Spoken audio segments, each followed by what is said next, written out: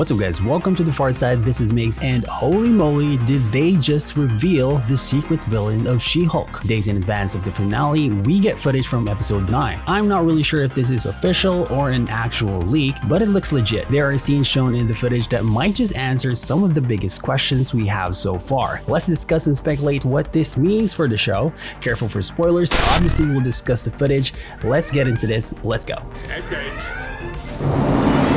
There's a finale promo with footage confirming that Abomination will face off against Bruce Banner, aka Smart Hulk, in the season finale. Round 2 for these two since 2008's Incredible Hulk. I have a few thoughts. There's a couple of things worth noting as well, and we can kind of speculate some of the things from the get-go. For one, it might indicate that Abomination is behind the Intelligentsia all along. Do you want to see who She-Hulk really is? Or he might have been recruited by someone within the organization. Remember, he's on parole. He was prohibited to transform indefinitely, so he is willingly violating that here. He might have set in motion the plan to get Jen's blood. Maybe he wants to be stronger. He's kind of bigger here too. Maybe juiced up. I don't know. The Hulk's looking puny to me. Not sure why, but the last time they were about the same size. Look at Abomination. He's huge, guys. So he might be the self-named Hulk King, still pissed about losing to the Hulk in Harlem. Blonsky really pulled off the reformed villain thing too. What's more, he has a cult following of supervillains that he can kind of use as an army. They have She-Hulk's magical blood that Bruce used to heal himself, and I can kind of see them using it to juice up these guys. Imagine a hulked out army at your disposal. He'd be unstoppable.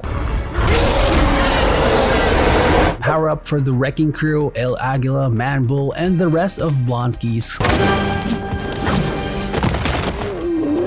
Hulk might end up losing this fight, and it would be up to Jen to save the world, finally stepping up as a superhero.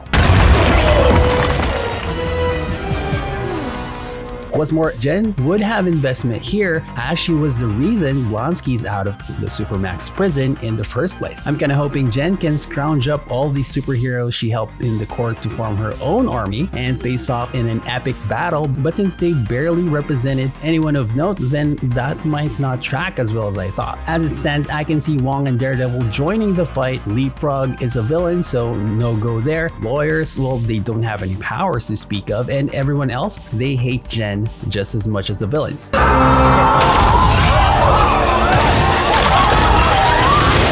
But there's also a possibility of mind control. Samuel Stearns, aka the leader, has psionic powers that enable him to mentally control certain individuals, but the caveat there is they should be weak-minded.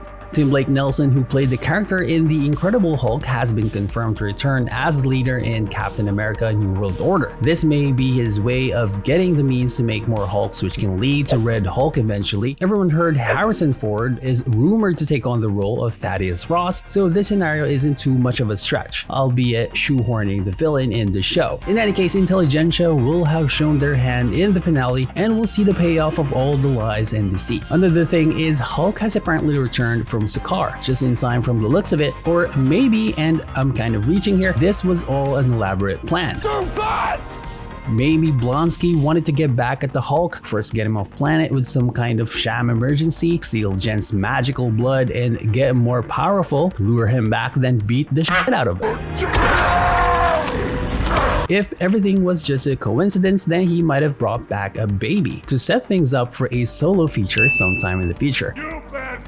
But don't worry, no doubt She-Hulk will beat all of these evil dudes. If anything, we can expect a massive finale from Marvel, maybe a huge reveal that will connect to the other future titles in the MCU, or just set up season 2. No matter the case, the finale is worth a watch.